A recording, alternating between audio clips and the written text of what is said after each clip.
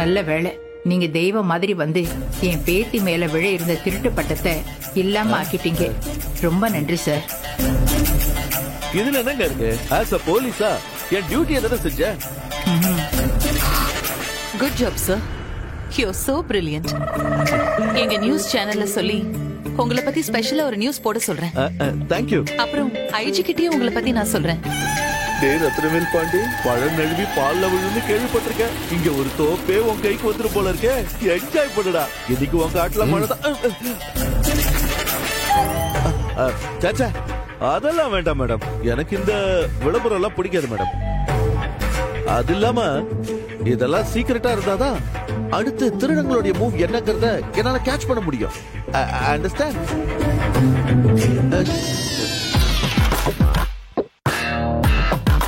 ஆனா உங்களை பார்த்தா ஏதோ இடிக்குது.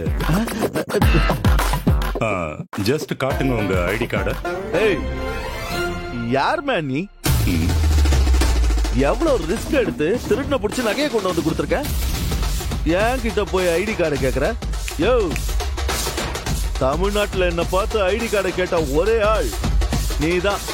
இது பாருங்க, நான் எதுக்கு கேட்க வந்தேன்னா சித்தப்பா ப்ளீஸ், ஒருத்தர் பண்ண காரியத்தை பாராட்டலனா கூட பரவாயில்ல, அட்லீஸ்ட் அவங்க மேல சந்தேகப்பட்டு அவங்களுக்கு கஷ்டத்தை கொடுக்க வேண்டாம். நகதான் வந்துருச்சுல, அப்புறம் என்ன விடுங்க.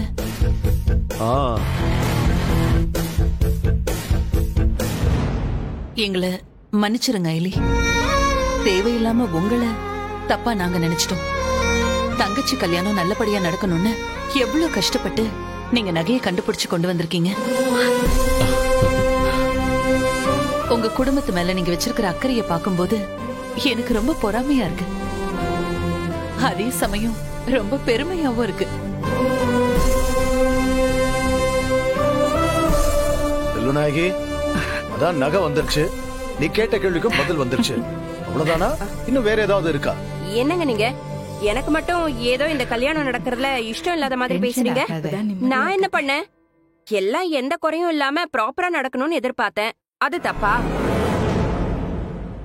ஹைலி, கோபத்துல நாங்கெல்லாம் என்னென்னமோ பேசிட்டோம். எங்க மேல ஒன்னும் வருத்தம் இல்லையே. சச்சா, அதெல்லாம் இல்ல மேடம். இன்னும் சொல்ல போனா இது நாங்க எப்படிப்பட்டவங்க நிரூபிக்கிறதுக்கான ஒரு சான்ஸா நான் பாக்குறேன்.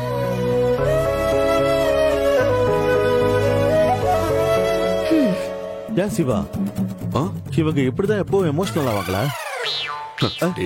ரத்தனவேல் பாண்டி, கொஞ்சம் அடக்கி வாசி.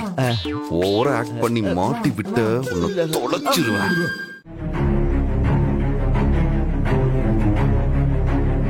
ரித்திகா நார்மல் ஆயிட்டாளான்னு தெரியலையே. சரி, கேட்டுருவோம்.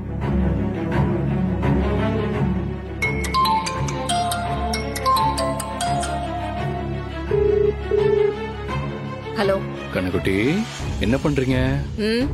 வாண்டடா வந்து நரகத்துல மாட்டிக்கிட்டோமேன்னு யோசிச்சுக்கிட்டு இருக்கேன். என்ன ரித்திகா, இப்ப என்ன ஆச்சு? அதான் எல்லா பிரச்சனையும் சால்வ் ஆயிடுச்சுல்ல, அப்புறம் என்ன? பிரச்சனை எல்லாம் சால்வ் ஆயிடுச்சுன்னா அப்ப நாங்க பட்ட அசிங்கமோ அவமானமும் இல்லன்னு ஆயிடுமா?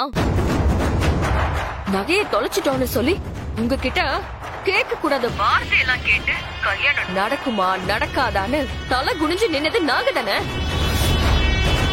அப்புறம் பிரச்சனை முடிஞ்சதும் உங்க அக்கா எங்க கிட்ட தானே வந்து மன்னிப்பு கேட்டிருக்கணும். அதை விட்டுட்டு எங்க அக்கா கிட்ட போய் மன்னிப்பு கேட்டுட்டு இருக்காங்க. என் வயிறெல்லாம் எப்படி எரியுது தெரியுமா? எங்க அக்கா எது செஞ்சாலும் அதுல ஒரு அர்த்தம் இருக்கும்.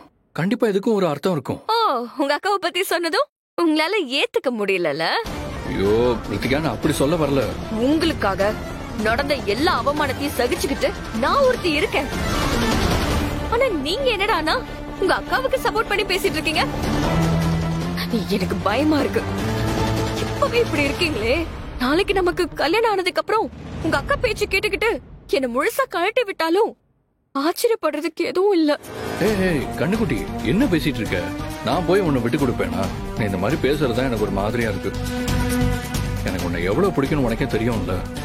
உனக்காக தானே அவ்வளவு தூரம் எங்க வீட்டு ஆளுங்கள்ட்ட நான் பேசினேன். அதை வச்சே நீ புரிஞ்சுக்க வேண்டாமா? ரித்திகா, ஒரு நிமிஷம் லைன்ல இரு. எங்க அம்மா கூப்பிடுறாங்க.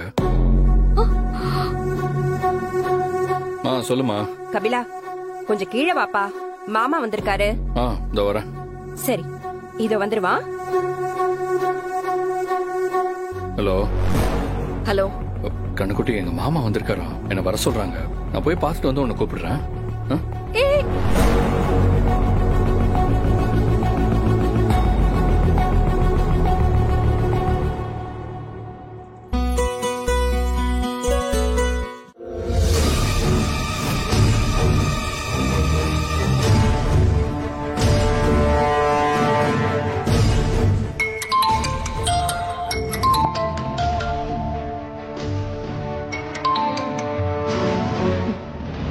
என்ன சொல்லு. என்ன கண்ணுக்குட்டி, கோவமா? அதெல்லாம் ஒண்ணும் இல்ல. என்ன விஷயம் சொல்லு.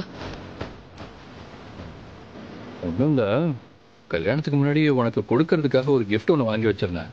அதான் கொடுக்கலாம்னு நினைச்சேன். சரி விடு. கிஃப்ட் கொடுத்து என்ன கரெக்ட் பண்ணலான்னு பாக்குறீங்களா? அதெல்லாம் ஒண்ணும் தேவையில்ல. ஐயோ, என்னோட பொண்டாட்டி அப்படிலாம் ஈஸியா கரெக்ட் பண்ணிட முடியுமா? அதுவும் யார் நீங்க? செங்கோட்டு வேலர் குடும்பத்தோட மருமகளாச்சே. உங்களெல்லாம் அவ்வளவு ஈஸியா கரெக்ட் பண்ண முடியுமா? சரி சரி, ரொம்ப ஐஸ் வைக்காதீங்க. என்ன வேணும் உங்களுக்கு?